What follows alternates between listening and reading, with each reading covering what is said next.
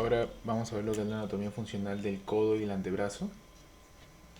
Vamos a empezar mencionando o hablando de la articulación húmero-antebraquial, que tiene dos partes o lo podemos dividir en dos. Tenemos por acá a la articulación húmero-radial, que comprende al capítulo del húmero y a la fosita articular de la cabeza del radio. Esta articulación es una articulación de tipo esferoidea, porque tenemos que el capítulo del húmero tiene una forma como redonda, redondeada, sobresalida, y a la fosita articular del radio de manera cóncava. Esta articulación de tipo esferoidea nos permite lo que es los movimientos de flexión, de extensión del brazo y también de pronación y supinación. Permite que el radio en la pronación se ubique por encima del cúbito, gracias acá a la articulación húmero-radial.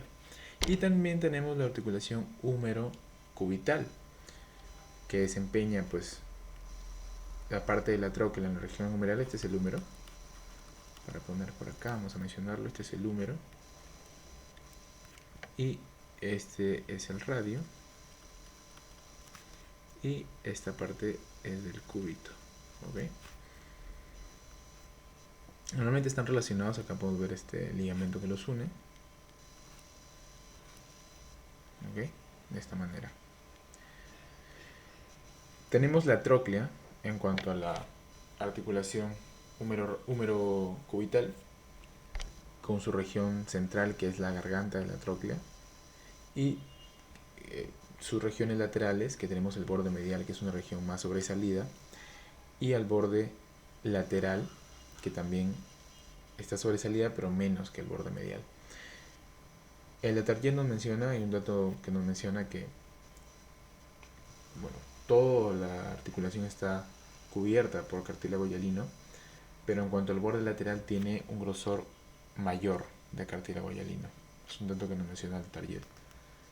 Y bueno, la garganta, que es una parte más deprimida de la tróclea, se articula con la escotadura troqueal en la región medial, que es la parte más sobresalida de la articulación cubital, de la región cubital. Y esta es una articulación de tipo bisagra, de tipo troclear, que nos permite solamente los movimientos de flexión y extensión. Y sobre todo va a generar una estabilidad en estos movimientos, ¿no? Porque la estabilidad que nos permite la articulación húmero-radial es, al ser una articulación mucho más movible, tipo esferoidea, genera menos estabilidad, pero esa estabilidad está compensada justamente por la articulación húmero-cubital.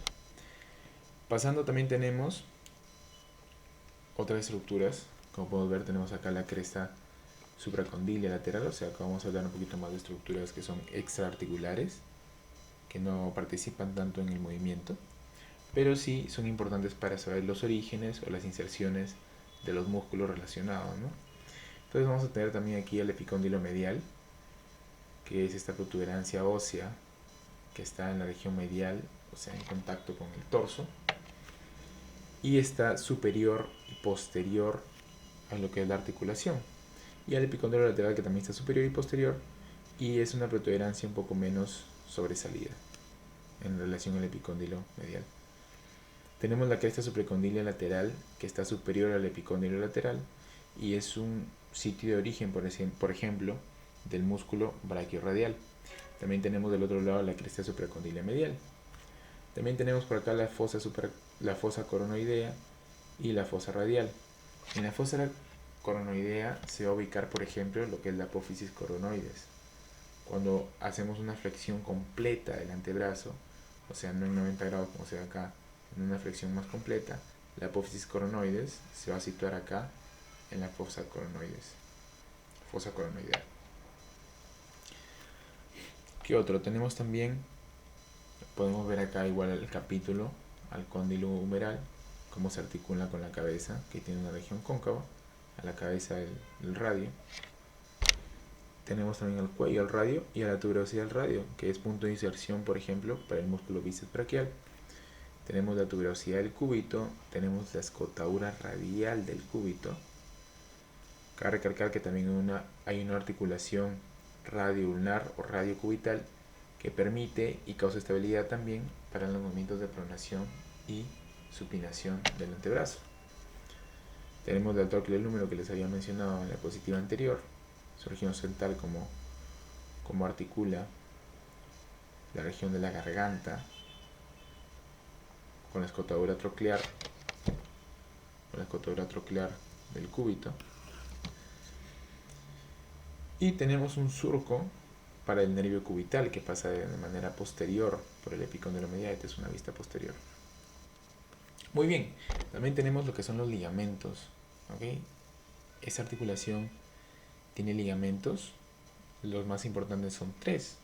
Tenemos el ligamento colateral radial, que es el que podemos ver por acá, el ligamento colateral radial, que está de manera medial, y esta va a resistir fuerzas en varo. Y tenemos el ligamento colateral cubital que resiste fuerzas en valgo. O sea, por ejemplo, yo tengo acá una personita, acá está su torso, y acá por acá salen sus bracitos, digamos, ¿no? Digamos así. Entonces, el ligamento colateral radial va a generar resistencia a las fuerzas en varo, o sea, fuerzas que lleven el brazo o el antebrazo hacia adentro y tensionan al ligamento colateral lateral, o radial. Esta va a generar estabilidad en esas fuerzas en varo y va a resistir la tensión. Y el ligamento colateral cubital va a resistir las fuerzas en valgo, o sea, en las que llevan al antebrazo hacia afuera. Aquí el ligamento colateral cubital va a tener el predominio, va a generar una resistencia a las fuerzas en valgo. Y también tenemos el ligamento anular, que es importante en los niños, ya que muy comúnmente ellos padecen una subluxación de la cabeza radial o el codo de niñera. ¿Por qué codo de niñera? Porque esta patología se produce entre los primeros años de vida, entre el primer año y los primeros 5 años. ¿Cómo se produce? Normalmente, cuando vamos caminando con los niños, por ejemplo, los niños de esa edad son muy pequeños, ¿no? Entonces nosotros vamos caminando y los vamos jalando de lo que es el brazo, ¿no? Vamos caminando con ellos del brazo, normalmente en pronación su brazo de ellos, y vamos caminando. Ya este movimiento ya es un factor de riesgo, pero inclusive se empeora cuando por ejemplo los niños se tiran hacia un berrinche o se caen y nosotros jalamos, generamos una tracción brusca del antebrazo, podemos causar una subluxación de la cabeza radial. ¿Por qué? Porque normalmente cuando estamos en esta edad, el ligamento anular del radio está como bailando, podríamos decir, en lo que es la cabeza del radio. Queda un poquito fofa la cabeza del radio, está un poquito más pequeña, no está del tamaño del ligamento anular, le falta crecer. Y esto genera que, por ejemplo, si la cabeza del radio está por acá, de manera normal, en una tensión brusca, en jalar bruscamente del antebrazo al niño, la cabeza del radio baje, se coloque por acá, por debajo. Y esto genera una subluxación, ¿okay? Genera dolor. El niño acude a la consulta con dolor, con el brazo en 90 grados y normalmente en pronación del antebrazo. En pronación. Hay una pseudo parálisis, el niño no quiere usar el antebrazo, no quiere usar ese brazo aunque lo estimulemos con dulces, con juguetes, y el niño no va a querer utilizar el brazo por el dolor. ¿Ok? Y hablando un poco más de lo que son los músculos de esta región del antebrazo, vamos a mencionar los músculos flexores y los músculos tensores. El primero es el flexor, un músculo pronador redondo, que no lo vamos a abundar acá porque lo vamos a ver más adelante en los músculos pronadores y supinadores, pero sí te voy a ir mencionando lo que es el braquiorradial. El braquiorradial, como te había dicho, se insertaba en ¿dónde? ¿O se originaba en dónde? En la cresta supracondilia lateral. Aquí se origina. ¿Ok? Y se inserta en la cara distal lateral del radio. Lo tienes por acá, mira. Este es el músculo braquiorradial. Este que pasa por acá. Aquí está. Y se inserta aquí en la cara lateral distal del radio y se origina en la cresta supracondílea lateral. Como puedes ver desde una vista posterior, el músculo braquioradial como que agarra o tiene un origen posterior, ¿no? Posterior marcado en el antebrazo. Esto genera que tenga una inervación por el nervio radial. Al mismo tiempo que tiene como un origen medio posterior, el momento que se inserta no es una inserción tan anterior, sino que está de manera lateral, por eso que está inervada por el nervio radial, ya que el nervio radial tiene predominio en los músculos de la región posterior del brazo y el antebrazo.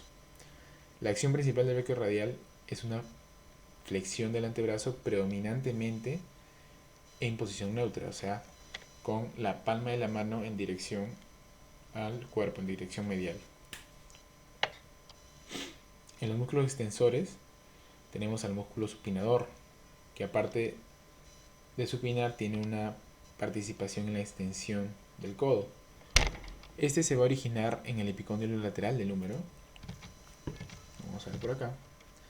En el epicóndilo lateral del húmero, en el ligamento colateral radial, ¿okay? Se origina en el epicóndilo lateral, agarra el ligamento colateral radial y también en la cresta del cúbito.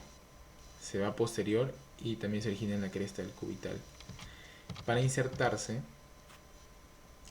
en la región proximal del radio, ¿ok? La tuberosidad del radio, región proximal del radio.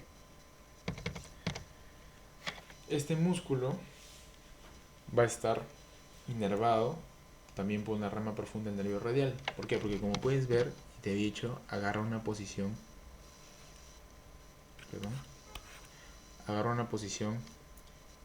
dorsal, ¿no?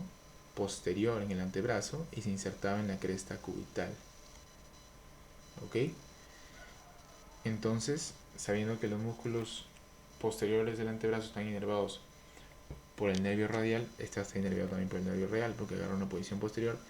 Y como puedes ver, estos son los músculos más profundos del antebrazo. Esta es la visión más profunda y por eso que está inervado por el nervio radial por una rama profunda. ¿Okay? Porque está directamente en contacto con el hueso ya. Y supina pues el antebrazo, ¿no? Y tiene una función extensora, sobre todo en supinación. Tenemos también en lo que es el flexor accesorio, un flexor accesorio. ¿Por qué le he puesto accesorio? Porque no está ubicado aquí en la región del antebrazo, sino que está ubicado en el brazo, cervicis braquial, pero tiene una potente función flexora, sobre todo en supinación. Ahorita vamos a ver el bracito. Acá está. Va a comprender una cabeza larga, que en verdad es más corta, y esta se origina en la tuberosidad supraglenoidea, perdón, el tubérculo supraglenoideo, ¿ok? Y su cabeza corta se origina en lo que es la apófisis coracoides de la escápula. Ambas cabezas convergen aquí en la región distal y se insertan en la tuberosidad del radio. Ambas. Y este músculo tiene una importante función de flexión del antebrazo en supinación. Es el músculo predominante, el músculo más importante de la flexión del antebrazo en supinación. El músculo bíceps braquial. ¿Ok? Aquí lo tienes. Inervado por el nervio músculo cutáneo. Tienes que saber que el nervio músculo cutáneo es el nervio más importante que inerva a todos los músculos de la región anterior del brazo. ¿Okay? La región anterior del brazo y el antebrazo. Tienes a un extensor accesorio, el anconeo, que más que extensor, el anconeo en verdad es un estabilizador. Por aquí lo tienes. Es un estabilizador. Se origina en el epicóndilo lateral y se inserta en el olecranon y la región proximal del cúbito. ¿Okay? Este músculo es estabilizador de la extensión y también genera una extensión, un apoyo en la extensión como músculo. Y es inervado ¿por quién? Por el nervio radial, ya que tú sabes que el nervio radial inerva todos los músculos de la región posterior del antebrazo. Ahora sí vamos a hablar de lo que son los músculos supinadores y pronadores. Bueno, mencionar que la pronación es la colocación del radio por encima del cúbito y con ello generamos que la palma esté hacia abajo, ¿no? Si tenemos la posición del brazo en 90 grados, si tenemos el brazo en 90 grados, la palma va a quedar para abajo y el dorso de la mano hacia arriba, ¿no? La supinación es lo contrario. Ahora, el músculo pronadores tenemos dos. Tenemos al pronador redondo, que se origina en el epicóndilo medial, ¿ok? La cabeza humeral superficial se origina en el epicóndilo medial, y también una cabeza cubital profunda que se origina en el proceso coronoides del cúbito, ¿ok? Por acá se origina. Las dos convergen y se inserta el músculo pronador redondo en la cara lateral del radio, ¿no? La región medial del hueso. Está inervado por lo que es el nervio mediano, que tiene importancia para los músculos de la región anterior del antebrazo. Realmente para los dos músculos pronadores, ¿no? También tiene que el músculo pronador cuadrado también está inervado por el nervio mediano. El músculo pronador cuadrado se va a originar en la cara anterior, distal del cúbito, y se inserta en la cara anterior distal del radio. Y en su contracción genera pues que el hueso radio se ubique por encima del cúbito. Y es el principal pronador del antebrazo. ¿Por qué? Porque al estar en una manera distal de estos dos huesos, tiene una mayor fuerza de palanca. Por eso que ante una contracción de este músculo, genera una mayor fuerza para poder supinar, para poder pronar el antebrazo. Por eso es el principal pronador del antebrazo, el músculo pronador cuadrado. Y también pues recibe una inervación del nervio mediano, una rama interósea. ¿Por qué interósea? Es una rama que se ubica por acá, que se encuentra entre el radio y el cúbito, por eso se llama interósea. Y en los músculos supinadores tenemos al supinador, que ya te lo había mencionado, que se originaba en el epicóndilo lateral, también agarraba el ligamento colateral radial, se originaba por acá, y también se originaba de manera posterior, pasaba de manera posterior para también originarse de lo que es la cresta cubital, y se inserta en la cara lateral anterior del radio, ¿ok? Estaba inervado por el nervio radial porque tiene un origen posterior en el cúbito, y de una rama profunda porque es el músculo más profundo en esta región. Este músculo, valga la redundancia, es un músculo supinador del antebrazo, y como te había dicho, genera una pequeña extensión en supinación, ¿ok? También ayuda a la extensión del codo. Y tienes el bíceps braquial. El bíceps braquial también es un músculo supinador, ayuda a la supinación, como te había dicho, está originado del tubérculo supraglenoideo. De aquí el tubérculo supraglenoideo, en su cabeza larga y su cabeza corta, de la apófisis coracoides de la escápula. Como te había dicho, este músculo es supinador y genera una fuerte flexión en supinación. ¿Ok? Genera una fuerte flexión en supinación. Está inervado por el nervio musculocutáneo, que te había dicho que el nervio musculocutáneo es un fuerte inervador de los músculos de la cara anterior del brazo, y es un potente pues supinador cuando el codo está flexionado, como te lo había dicho. Ahora hablando un poquito más de la inervación, tienes que ver aquí, para mencionarte un poquito más, con una vista exclusiva de los nervios. Por ejemplo, como te había dicho, el nervio musculocutáneo que está aquí en la parte central del brazo es el más importante para lo que son los músculos del compartimiento anterior del brazo, de la región del brazo. Tienes aquí el nervio radial, que está de manera, se ubica por detrás del húmero, como puedes ver, y pasa cercano al epicóndilo lateral y se ubica por detrás del antebrazo también.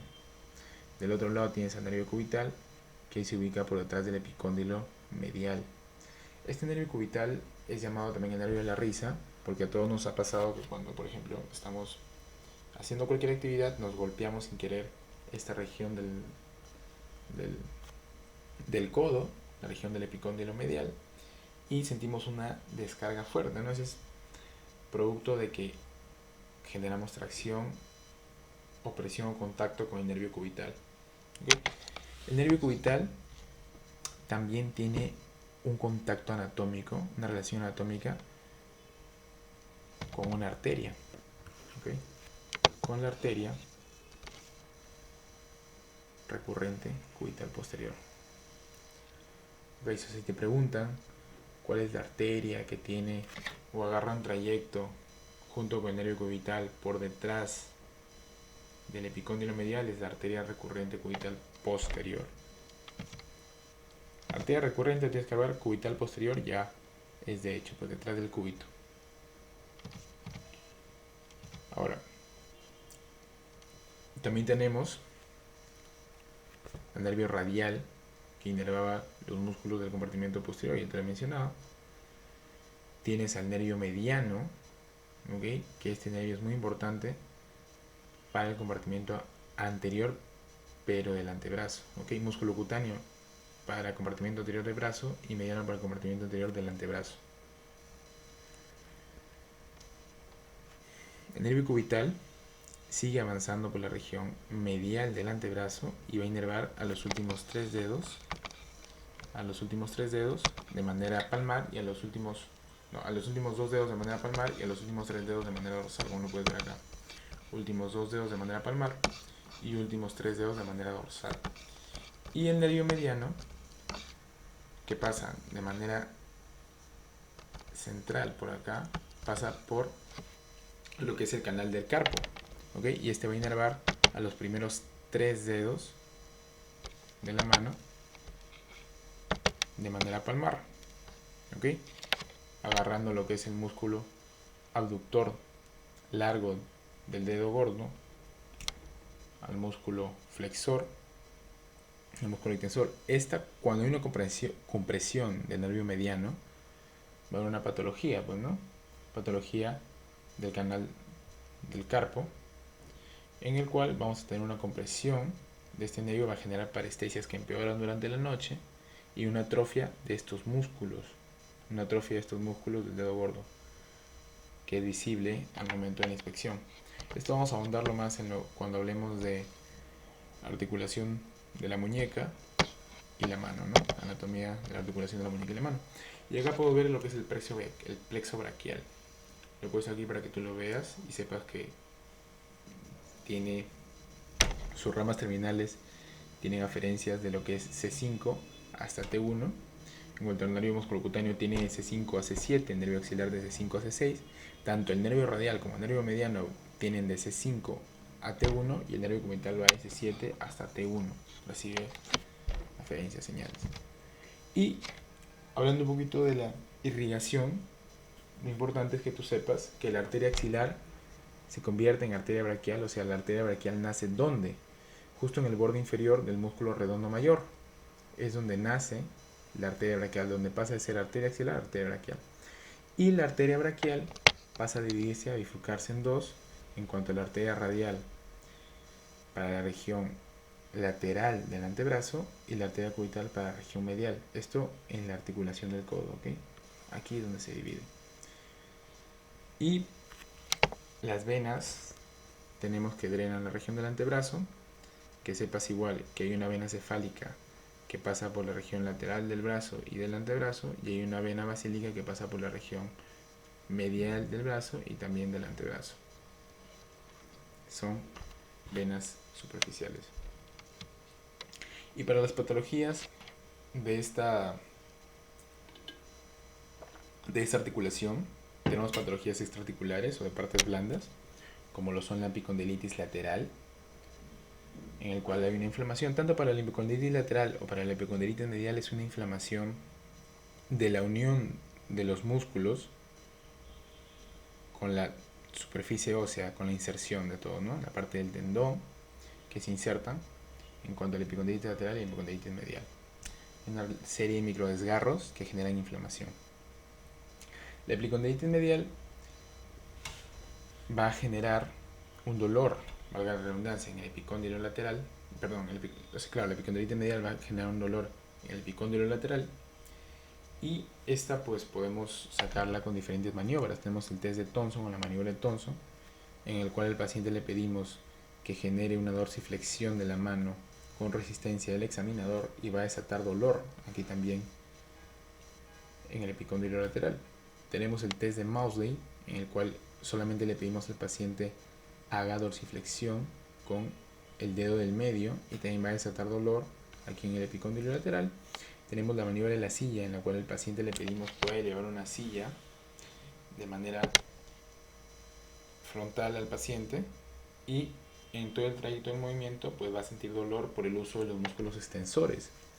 Y tenemos el test de Mill, en el cual el paciente originalmente está con la posición de la mano en 90 grados, el antebrazo en 90 grados, y le vamos a pedir que haga una flexión de la mano, como podemos ver acá, y va extendiendo el brazo poco a poco y también va a desatar dolor aquí en la región del epicóndilo lateral. Hay un test más que es el test de Bowden, la maniobra de Bowden, en el cual al paciente le pedimos que agarre el manguito de un esfingomanómetro y nosotros vamos a ir insuflando el esfingomanómetro, pidiéndole al paciente que oponga resistencia a esta fuerza del esfingomanómetro insuflado, ¿no? Lo vamos a insuflar hasta 30 milímetros de mercurio aproximadamente. Y el paciente al ejercer resistencia también va a desatar dolor en el epicóndilo lateral. Tanto el epicóndilo lateral como el epicóndilo medial se van a tratar con reposo, con AINES para el dolor, ¿ok? Y con fisioterapia. Después, para reactivar lo que son depende si es epicóndilo lateral, los músculos extensores, o epicóndilo medial, los músculos flexores, ¿no? También puede haber el caso de que en caso haya un dolor bien marcado, potente y bien localizado, se haga una infiltración, un infiltrado con glucocorticoides para poder calmar el dolor. No se recomienda que sean 2 veces, sino una vez, esto en situaciones extremas que el paciente no pueda resistir el dolor. Y para mencionar el epicóndilo medial, o también llamada epicondilitis o epitroclitis, epicondilitis medial o codo de golfista, tenemos la maniobra del codo de golfista, en el cual le vamos a pedir al paciente en una posición de extensión del antebrazo y dorsiflexión de la mano, flexione tanto el antebrazo como la mano, y esto va a desatar dolor en el epicóndilo medial por uso de los músculos flexores. También mencionar que en caso de la epicondilitis lateral puede haber una irradiación del dolor del epicóndilo lateral hacia la región dorsal del antebrazo, la región posterior del antebrazo y el dorso de la mano por el trayecto de los músculos extensores.